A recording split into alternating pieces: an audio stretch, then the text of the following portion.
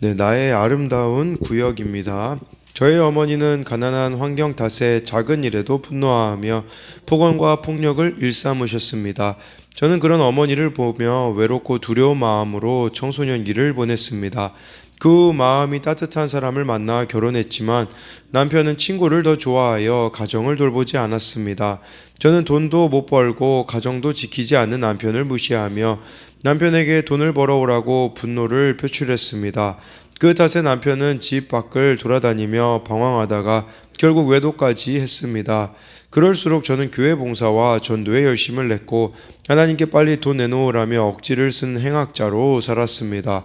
그러던 중 남편이 친구에게 사기를 당하여 저희 가족은 빚을 안고 시골로 이사했습니다.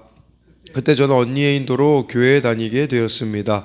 공동체에서 말씀을 들으며 남편에게 순종하지 않고 무능력하다며 무시했던 저의 죄를 보게 되었습니다. 이후 저는 남편에게 그동안 나 같은 여자랑 살아줘서 고마워요 라고 말했습니다. 제가 변한 모습을 본 남편은 저를 따라 교회에 출석했습니다. 하지만 빚은 늘 저를 짓눌렀습니다.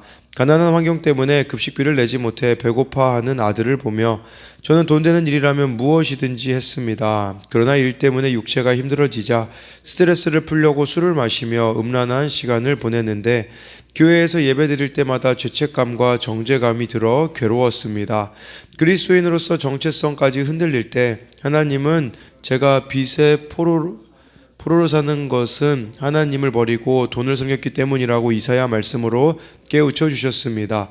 그리고 하나님이 저에게 주시려는 것은 돈도 집도 아닌 후손의 후손에까지 이어지는 구원이라고 말씀해 주셨습니다.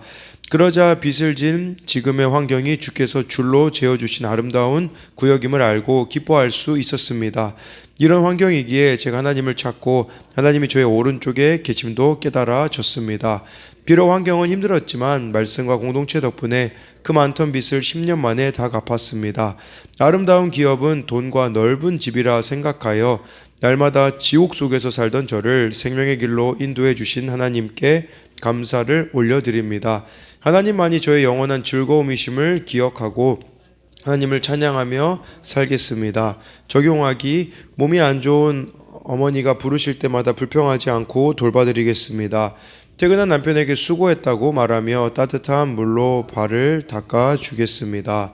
네, 여기 이렇게 나와 있는 것처럼 이 오늘 말씀에도 나와 있는데요. 이 6절에 주께서 줄로 재어주신 이 아름다운 구역이 우리 각 사람에게 있는데 이것은 여러분들이 처한 환경, 상황이라고 볼 수 있어요. 근데 이게 아름다운 구역이 되어지려면 여기 나와 있듯이 힘들지만 우리가 하나님을 그 환경에서 찾을 때에 하나님이 오른쪽에 계심을 알 수 있기에 이게 아름다운 구역이 되는 것이지, 그냥 좋은 환경, 이게 아름다운 구역이라고 생각을 하면 안 됨을 또 여기서 볼 수 있어요.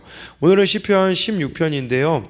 이 시편 16편은 다윗이 어려움에 처했을 때 기록된 시가 분명합니다. 왜냐하면 1절 말씀만 봐도 하나님이여 나를 지켜주소서 내가 주께 피하나이다 라고 해서 어려움 가운데 하나님께 지금 다윗이 피하고 있는 거죠. 근데요, 이게 11절을 보면 이제 확신으로 끝나거든요. 그러니까 이게 뭘 말해주는 거냐면 어려움 가운데 하나님께 나아가면 확신에 차 찬양으로 마무리를 할 수 있다라는 거예요. 중요한 것은 어디로 내가 피하느냐에 따라서 하나님께로 피하면 그 어려운 일들이 찬양의 사건, 구원의 사건으로 바뀌게 되어지지만 다른 곳으로 피하게 되어지면 그냥 죽음의 사건에 머무를 수밖에 없다라는 것을 기억해야 합니다. 그래서 1절에 다윗은 어려운 문제를 해결하는 주체가 사람이나 환경이 아니라 하나님뿐임을 알았다라는 것이에요. 그러니까 이 극심한 고난 중에 누구에게 피해야 하고 누구에게 도움을 청해야 되는지를 다윗은 바로 알았다라는 것입니다. 그래서요, 이 1절 말씀에 대한 적용 질문은 어려울 때 나는 어디로, 누구에게로 피하고 있습니까? 2절에 내가 여호와께 아뢰되 주는 나의 주님이시오니 주 밖에는 나의 복이 없다 하였나이다 라고 해서요, 우리말 성경에는 이렇게 번역되어 있더라고요. 하나님이 나의 주님이십니다. 주님이 내 복의 이유입니다. 라고 해가지고요. 주밖에 나의 복이 없다. 이 복이라는 단어가 여기서는 그 토브라는 단어에서 이렇게 그 토브라는 단어가 쓰였거든요. 토브라는 것은 좋은 것, 선한 것이란 뜻이에요. 그러니까 하나님만이 나의 가장 선하고 좋은 분이심을 고백하고 있는 거겠죠. 그러니까 자신에게 좋은 것이 하나님밖에 없다라는 뜻이에요. 예. 그러니까 다윗이 좋은 게 얼마나 많았습니까? 많은 자녀도 있었죠. 또 이 부유하고 평안한 그 이스라엘 왕국도 있었죠. 견고한 왕이 물질적인 부 다 가졌잖아요. 근데 다윗의 고백은 무엇이냐면 하나님만이 가장 좋은 분이심을 고백하고 있는 것이죠. 그러니까 하나님을 떠나서는 여러분들이 아무리 좋은 걸 갖는다고 해도 그것은 좋은 것이 될 수 없다라는 것을 말씀해 주고 있습니다. 그래서 나에게 복이 될 것 같은 물질과 명예, 사람에 대한 세상의 헛된 기대는 괴로움을 더해줄 뿐 진짜 복이 되어질 수가 없음을 기억해야 하는데요. 2절에 대한 적용 질문은 내가 구하고 있는 복은 기복인가요? 아니면 팔복인가요? 네, 이 기복이냐라는 것은 무엇이냐면 그냥 원하는 것만 하나님께 얻어내는 것, 그리고 원하는 것이 얻어지면 하나님을 떠나는 기복을 말하는 것이고요.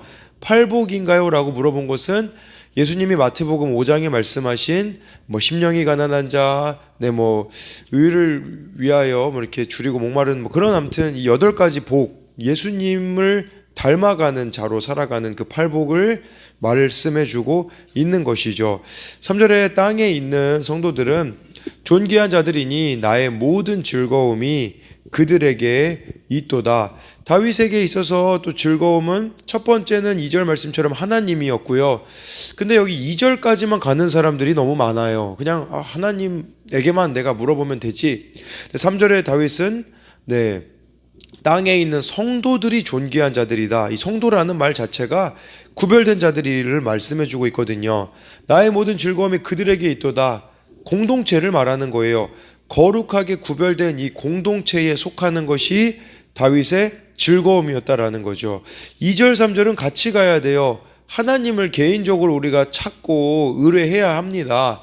동시에 3절 말씀, 성도들, 이 존귀한 공동체에, 교회 공동체에 우리가 속함으로써 이렇게 서로 거룩하고 구별되게 살아가야 되는 것을 말씀해 주고 있어요. 그래서 이 3절에 대한 적용 질문은 거룩하고 구별되어야 하는 공동체에 속하는 즐거움이 나에게 있나요? 아니면 부담스러워하고만 있나요? 4절에 다른 신에게 예물을 드리는 자는 괴로움이 더할 것이라 나는 그들이 드리는 피의 전제를 드리지 아니하며 내 입술로 그 이름도 부르지 아니하리로다 라고 해가지고요. 다른 신에게 예물 드리는 자는 괴로움이 더할 것이다 라고 하면요. 그러니까 나는 그들이 드리는 피의 전제를 드리지 않겠다라는 것은요. 모든 이방신을 섬기는 우상을 섬기는 행동을 다윗은 하지 않겠다라는 거예요. 근데 여기서 중요한 것은 예물을 드리다. 이 단어가 본래의 의미가요. 원어로 보면요. 서두르다, 지불하여 사다라는 의미예요. 그러니까 위기 가운데 서둘러서 하나님을 의지의 대상으로 삼지 않고 다른 것을 선택해 쫓아가는 자들이 오히려 더 큰 어려움을 겪을 것이라는 것을 기억해야 합니다. 그러니까 하나님께 피하지 않잖아요. 그러면 우리가 다른 곳으로 피하게 되어지면 괴로움을 더할 뿐임을 이 4절 말씀은 말씀해 주고 있습니다. 그러니까 순간의 그 어려움을 모면하기 위해 다른 것을 선택한다면 괴로움을 더할 수밖에 없다라는 것이겠죠. 그래서 4절에 대한 적용 질문은 위기 가운데 어디로 서둘러 달려가고 있습니까? 다른 우상에게 헛된 제사를 드림으로 괴로움을 당하고 있지는 않습니까? 5절에 여호와는 나의 산업과 나의 잔의 소득이시니 나의 분깃을 지키시나이다 라고 말씀해 주고 있어요. 다윗은 하나님 자체가 다윗에게 이렇게 기업이 되신다라고 고백해 주고 있습니다. 네, 그래서 이 현대인의 성경으로 보면요, 이 5절 말씀이 이렇게 되어 있어요.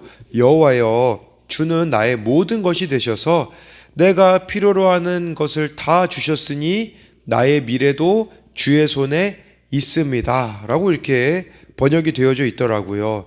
여러분, 하나님이 우리들의 삶의 모든 것이 되시면요, 그럼 내가 필요로 하는 것도 하나님께서는 공급해 주실 것이고 나의 미래조차도 이 주님의 손 안에 있음을 고백해야 한다라는 게 바로 이 5절의 말씀이에요. 네, 6절에 그런 관점으로 보자면 6절에 내게 줄로 재어준 구역은 아름다운 곳에 있으며 나의 기업이 실로 아름답도다 라고 해가지고요, 이것은 하나님이 줄로 재어준 구역이 우리들 가운데 다 있다라는 거예요. 전 이걸 두 가지 의미로 봐요. 한 가지는 뭐냐면 하나님이 우리들에게 줄로 재어준 것과 같은 경계선이 있다라는 거죠. 이 경계선이 무엇이겠어요? 다른 게 아니라 말씀의 경계선이에요. 이 말씀의 경계선 안에 있을 때에 이 6절의 고백처럼 아름다운 곳이 되고 아름답도다라고 이렇게 고백할 수가 있는 거죠. 즉 말씀의 경계선 안에 있을 때 하나님의 아름다움과 자유를 누릴 수 있습니다. 어제 어느 청년에게 이렇게 연락이 왔어요. 저와 통화를 하고 싶다고 해서 연락을 해보니 그 청년이 이제 대학교 1학년 때 1년 전이죠. 돈을 이제 학생회를 했었는데 남은 돈을 반은 반납을 하고 반은 자기가 쓴 거예요. 근데 엊그제 그 묵상간증에 세금 이렇게 피하려고 했었던 그 묵상간증을 읽고서는 이 청년이 찔리기 시작한 거예요, 마음에. 그래서 이대로 있으면 안 되겠다 싶어가지고 교수님에게 솔직하게 전화해서 1년 전에 학생회비 남은 거 자기가 다 이렇게 써버렸다고 고백을 하고 교수님에게 자기가 쓴 금액을 입금해 드렸다고 하더라고요. 근데 그 친구가 그런 고백을 하더라고요. 정말 마음이 기뻤다고, 그런 얘기를 하는 것을 들었는데 이 6절 고백 아니겠습니까? 말씀의 경계선 안에 잘못된 것이 바로 잡혀질 때 주어지는 그 자유함이 있었던 거죠. 그러니까 회개하는 자의 즐거움, 저는 그걸로 보게 되어지더라고요. 그게 바로 첫 번째 재어준 구역이라고 볼 수 있고요. 줄로 재어준 구역이라고 할 수 있고, 두 번째 의미는요, 여러분들의 가정, 또 여러분들이 속한 공동체, 삶의 자리가 다 줄로 재어준 구역이에요. 근데 이것을 중요한 것은 하나님이 정해주신 기업임을 믿고 마음대로 떠나지 말아야 되는 거죠. 그래서 여기 큐티인에도 나와 있듯이 문제투성이인 가정이라도 문제투성이인 공동체라고 할지라도 마음대로 떠나는 것이 아니라 하나님이 구원을 위해 나에게 이런 가정을 허락하셨구나, 구원을 위해 이런 공동체를 허락해 주셨구나 라고 여러분들이 고백하게 되어진다면 그곳은 최고의 환경이 되어질 수 있다라는 거예요. 네, 그래서 6절에 대한 적용 질문은 나의 신앙은 하나님이 재어준 말씀의 경계선 안에 있나요? 아니면 말씀의 경계선 밖에 있나요? 네, 지금 내가 힘들더라도 피하지 말고 지켜야 할 나의 자리는 어디인가요?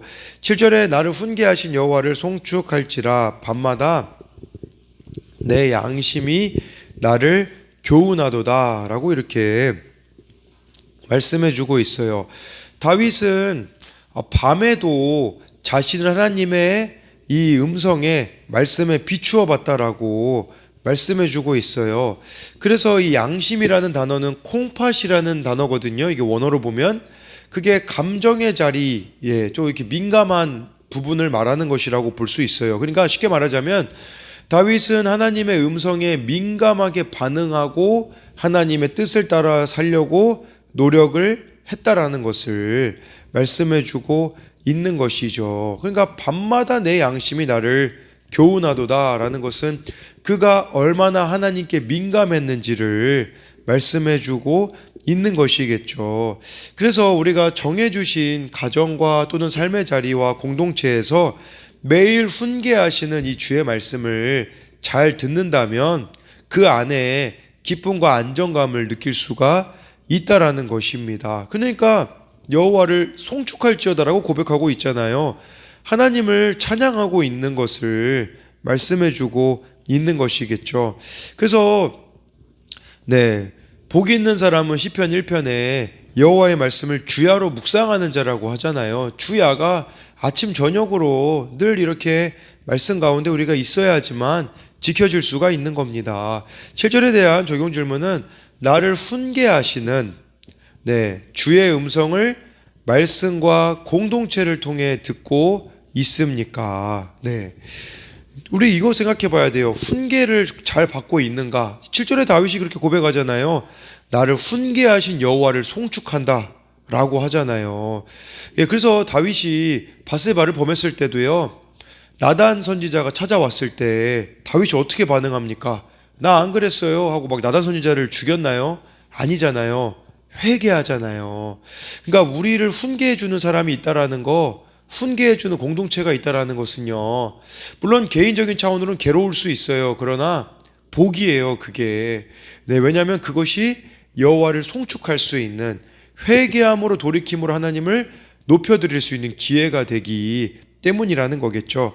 8절에 내가 여호와를 항상 내 앞에 모시며 그가 나의 오른쪽에 계심으로 내가 흔들리지 아니하리로다 라고 해가지고요, 이렇게 7절과 같은 삶을 살아가잖아요. 훈계하신 하나님을 찬양 송축하고 밤마다 양심이 나를 교훈하는 삶을 살아가게 되어지면요, 8절 말씀처럼 하나님이 항상 내 옆에 계세요.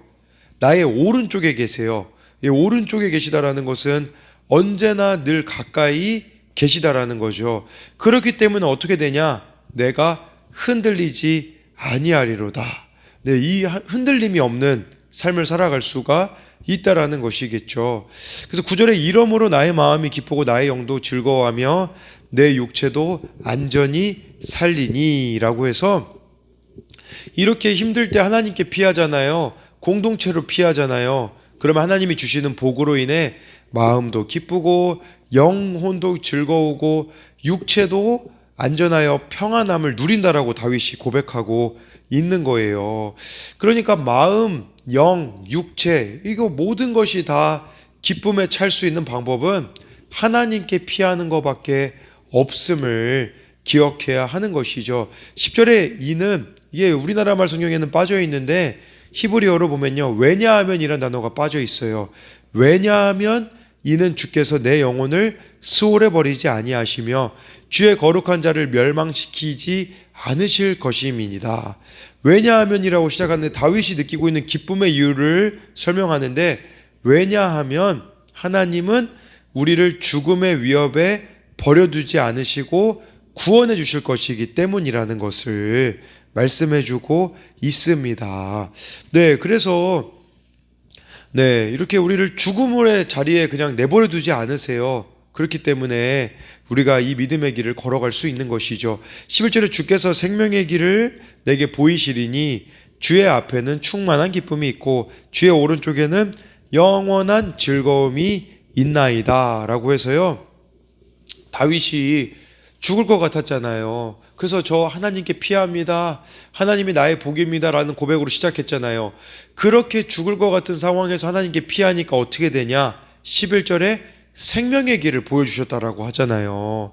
죽을 것 같았는데 하나님께 피하니까 살 길을 하나님이 보여주셨고, 그리고 충만한 기쁨, 영원한 즐거움까지도 하나님께 피했을 때 주어졌다라는 것이죠. 그러니까 죽음과 사망 가운데 있으십니까? 그러면요, 하나님께 피하게 되어지면요, 그 죽을 것 같은 상황에서도 하나님은 생명의 길로 우리들을 인도해 가신다라고 말씀해주고 있어요. 요즘 청소년들이나 청년들이나 다 보면요, 상처와 아픔이 없는 사람들이 어디 있습니까? 근데요, 아픔과 상처 가운데도 생명의 길이 있는데 그 생명의 길을 붙잡지 않는다면 문제는 나에게 있을 수 있다라는 겁니다. 예수 그리스도께서 길이요 진리요 생명이 되어 주신다라고 하는데 그 예수님을 붙잡지 않고 여전히 내 안에 그냥 이 상처와 두려움과 고통을 방치해 두고 있다면 그 아픔과 상처 끝에서라도 우리는 하나님을 만나야 해요. 하나님을 만나면 어떤 고통도 의미가 있는 것이 되지만 하나님을 만나지 못하면 고통은 고통으로 끝날 뿐이라는 것을 기억함으로써 21절에 대한 적용 질문은 요즘 나는 어디서 즐거움을 찾고 있습니까? 날마다 말씀 속에서 주의 음성을 듣고 영원한 즐거움을 누리고 있습니까? 그래서 하나님이 우리의 기업이 되시고 복이 되시고 피난처가 되심으로써 주시는 영원한 즐거움, 이것을 늘 맛보며 살아가는 저와 여러분들이 되기를 소망합니다.